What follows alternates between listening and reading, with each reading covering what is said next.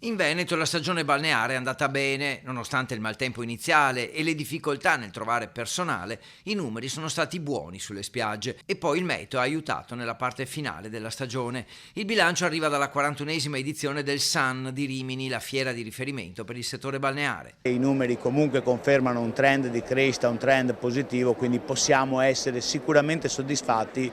Anche quest'anno il tematismo balneare si conferma una componente fondamentale dei numeri assoluti di Regione del Veneto. Continua invece a trascinarsi l'incertezza dovuta all'imminente scadenza delle concessioni. Il governo Meloni spera ancora di emanare entro fine anno un provvedimento che deciderà il futuro dei titoli in scadenza il 31 dicembre 2023.